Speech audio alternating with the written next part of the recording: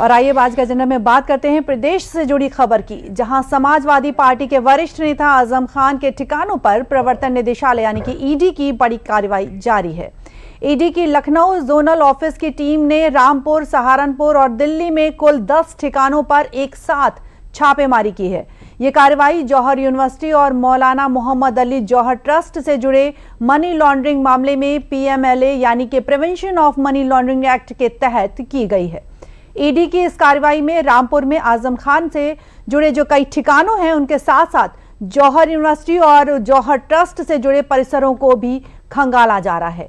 बता दें कि आजम खान के खिलाफ दर्ज जो कई मामले हैं उनकी जानकारी प्रवर्तन निदेशालय के साथ साझा की गई थी, जिसके बाद ईडी ने मनी लॉन्ड्रिंग से जुड़े जो पहलू हैं उनकी जांच को आगे बढ़ाते हुए ये कार्रवाई की है। दरअसल ईडी की जांच में आरोप ये सामने आया है कि सरकारी ठेकों से मिलने वाले पैसों को कथित तौर पर दूसरे रास्तों से डाइवर्ट किया गया और इसके बाद में इन पैसों का जो इस्तेमाल है वो जौहर यूनिवर्सिटी और उससे जुड़े ट्रस्ट के लिए संपत्तियां बनाने और साथ ही जो दूसरे काम हैं उनके लिए किया जाता था।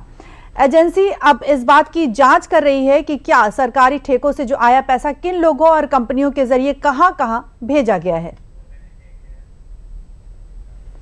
बता दें कि सरकारी ठेकों के जो पैसे की डाइवर्जन है उसकी जांच चल रही है। सरकारी ठेकों से जुड़े पैसों की लेन देन की जांच जौहर यूनिवर्सिटी और ट्रस्ट तक पहुंची है। ठेकेदारों और जौहर ट्रस्ट के बीच वित्तीय लेन देन का दावा किया गया है। साथ ही पैसे के कथित डाइवर्जन की कड़ियों को भी खंगाल रही है ईडी। यूनिवर्सिटी की बात करें, ट्रस्ट की बात करें तो यूनिवर्सिटी और ट्रस्ट की जो संपत्तियां हैं उसमें इस्तेमाल की जांच भी जारी है। पैसों के स्रोत और अंतिम इस्तेमाल का पता लगाने की भी कोशिश ईडी कर रही है।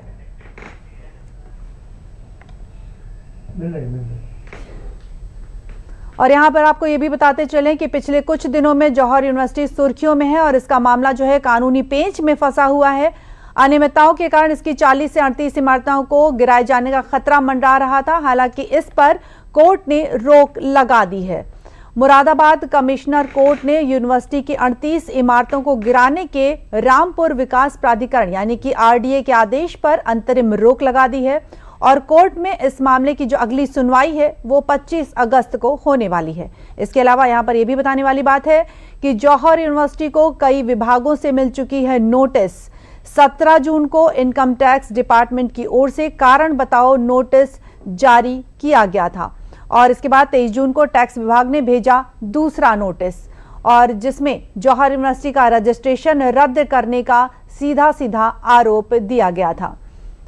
नियमों के उल्लंघन का जो हवाला है वो भी इसमें शामिल था, यानी कि जौहर यूनिवर्सिटी का जो मामला है उसमें नियमों के उल्लंघन का मामला भी शामिल था। ट्रस्ट का स्टेटस बदलने के भी इसमें निर्देश दिए गए थे। पिछले कुछ दिनों से जौहर यूनिवर्सिटी सुर्खियों में बनी हुई है। अधिकारियों की ओर से जांच भी जारी है। 17 जून को नोटिस के बाद टैक्स डिपार्टमेंट 23 जून को एक नोटिस भी भेजा था और 40 में से 38 जो इमारतें हैं उन पर भी रोक लगा दी गई थी।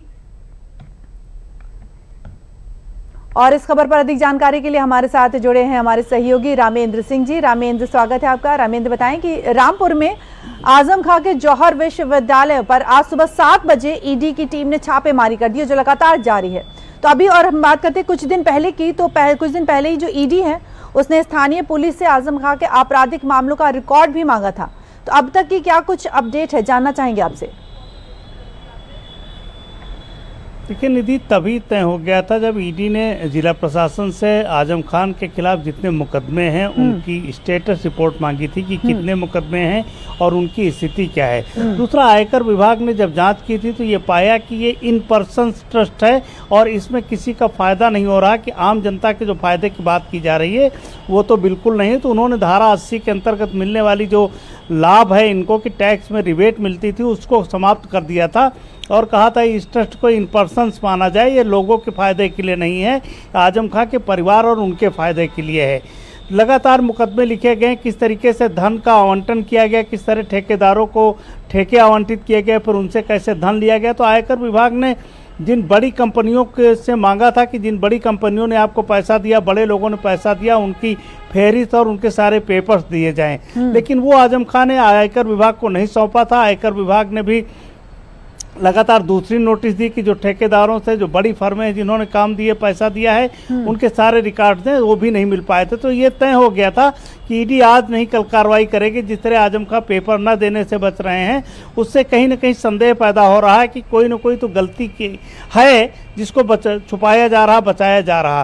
तो ईडी ने आज सवेरे से ही 10 ठिकानों पर छापेमारी शुरू कर दी और इनके कई ठिकाने हैं जिन पर यह जांच की जा रही कि क्या है। अगर सबूत इकट्ठा किया जाए तो ईडी किस तरह सबूत इकट्ठा करेगी, कौन कौन सी फर्में हैं, किस तरीके से ट्रांजैक्शन किया था, कैसे कैसे ट्रांजैक्शन किया गया खातों में और कहां कहां से पैसा आया। तो ये सारे सबूत ईडी इकट्ठा करेगी। इसी को लेकर छापेमारी की जा रही निधि जी। जैसे कि रामेंद्र आपने बताया कि कई जो विभाग है, जैसे आयकर विभाग, आरडीए और जो अन्य विभाग हैं, इनकी कार्रवाई तो सामने आ ही चुकी है। लेकिन क्या जो आज जो ईडी की छापेमारी है, इससे आजम खान की मुश्किलें और बढ़ती हुई नजर आएंगी? देखिए निधि, इससे निश्चित रूप से आजम खां की मुश्किलें बढ़ती हुई नजर आएंगी। जो मुकदमे हैं 80 से अधिक मुकदमे उनके ऊपर हैं, तो उन पर जो कार्रवाई चल रही लेकिन ईडी अगर मुकदमा दर्ज कराती है और उसको तथ्य मिलते हैं तो आजम खां का जेल से निकलना विधानसभा चुनाव तक बहुत मुश्किल हो जाएगा। क्योंकि ईडी जब तक आगे की कार्रवाई नहीं करती, वो लिख के नहीं देगी कि इनको बाहर किया जाए, तब तक वो जेल में रहेंगे। तो ऐसी परिस्थितियों में आजम और आजम के परिवार के लिए नई चुनौती, नई मुसीबत है कि वो कैसे इससे पार पाए। चूँकि जो गलतियां की है उसका खामियाजा निश्चित रूप से भोगना पड़ता है और ये गलतियां करके आजम खां आए हैं। अगर इनकम टैक्स में ही वो सारे पेपर्स दे दिए होते तो शायद इनकम टैक्स तक ही वो सारी चीज़ें रहती। अब ईडी ने कार्रवाई शुरू की है तो जाहिर है कि जैसे जैसे तथ्य मिलते जाएंगे वैसे वैसे कार्रवाई आगे बढ़ती जाएगी। बिल्कुल बिल्कुल, बहुत बहुत धन्यवाद रामेंद्र तमाम जानकारियाँ शेयर करने के लिए।